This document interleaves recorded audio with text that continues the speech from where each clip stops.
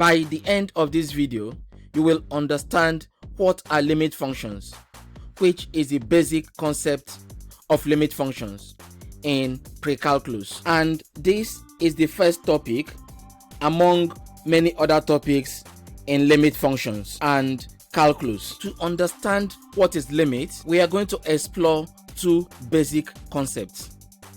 Concept number one, using a triangle and three different sizes of coins. Concept number two, using the difference between change in y over change in x and dy over dx. Let's start with concept one. This is a full coin and this is half of this coin and this is 1/4 of this coin. That is splitting this coin into 4. Next, we are going to align each of these coins separately into this triangle, and when we do this, we are going to get 3 different results. Each of the different coins produced this result. That is, when we use the first coin and align the first coin into this triangle, we generated this result, and 21 of the coins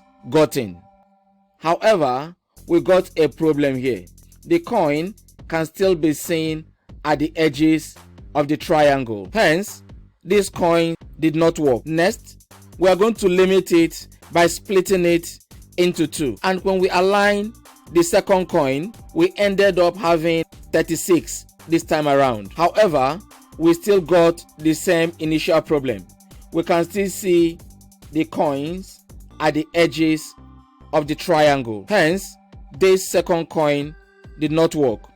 Next, we split this further into 4 parts to generate this. And we are going to align the small coin inside the triangle, and we are going to generate this. And this time around, 1/36 of the coins were in the triangle, and we can see it now fits perfectly into the triangle without any of the coin seen at the edges. And we are going to conclude that the 1/4 coin is our answer. That is, let the coins be equal to x and let the function be equal to the triangle we just used. We can now say, if we begin to limit the coins and it tends towards 0, but it's not going to be equal to 0, but we are splitting it little by little until it's tending towards 0, we are going to obtain the solution of the triangle, which is equal to the slope or gradient. The second concept could be more helpful. Next,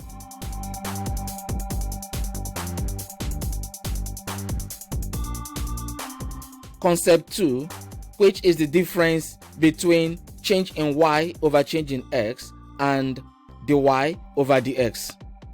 To understand concept 2, we are going to use a straight line graph and parabola or curve graph. Let's start with a straight line graph. A straight line graph is usually in this order, and if these lines are parallel, then their slopes will be equal. Let's consider one of the lines, and we can take a triangle just on any part of the line. It doesn't matter wherever it is, as long as the 2 points touches the line. If we can trace out the point of y2, y1 and x2, x1, we are going to obtain a positive slope. Remember, the tip will always be x2. Subsequently, if the graph goes this way, we are going to obtain a negative slope. And if these lines are parallel, their slope or gradient will be the same. In this concept, we are going to consider just only one line. If you trace the path of y2, y1 and x2, x1, we are going to obtain a negative slope because x1 will be greater than x2.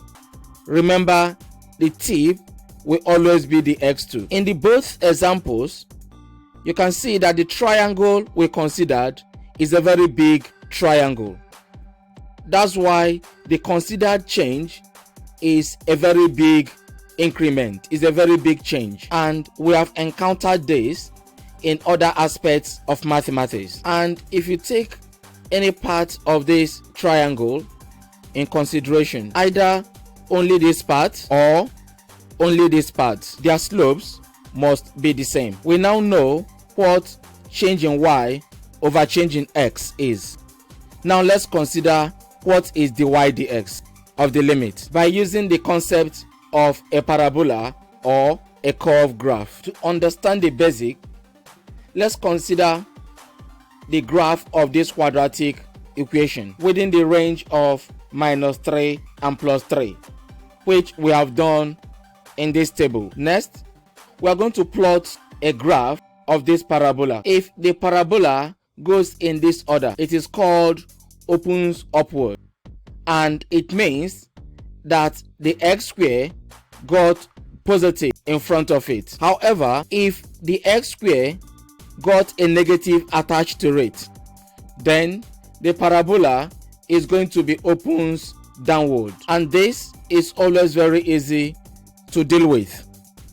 And the point where it cuts the x-axis is usually the solution of the parabola, but these 2 points is not the slope or the gradient. How then do we find the slope of a curve, considering it's not a straight line? The first step is we're going to choose a point on any part of the curve. Next, we're going to draw a line that will touch just one part of the curve.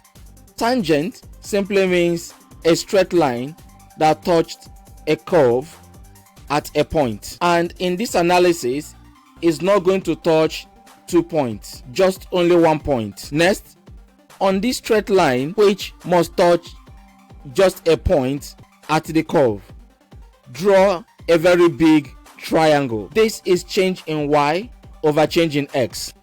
However, these points are totally off from the tangent. Next, we are going to reduce this triangle, but this second triangle is still off the tangent. Next, we reduce it again, but the point is still off the tangent.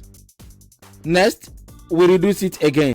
We keep reducing this triangle until it becomes insignificantly small, and that very small tiny increment is what is called dy over dx, no longer a big change in y over x. And that little change, which is very close to the tangent, becomes our slope. And that's why in many analyses we normally use a change in y over change in x whenever the increment is so large. In conclusion, for large increment, we have change in y over change in x, and for a curve, y is equal to f of x, and y2 is now replaced with f of x naught plus increment. This increment can also be h, and instead of x2 we are going to use x1, and instead of x1 we are going to use x0. And since we are looking for a very tiny increment, not a very large one, which will approach the tangent of the line to the curve, hence we are going to take limits of both sides as x tends to 0. Also, instead of using h, we can use change in x, or x1 minus x0, which we can see here.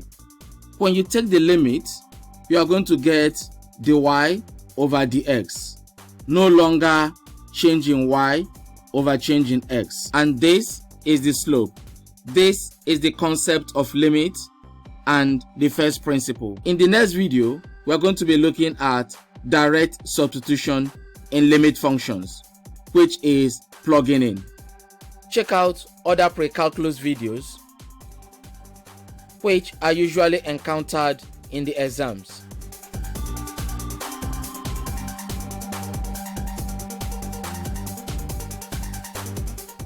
And calculus videos. And to locate all the videos, you follow the link on the screen. I will see you in the next video.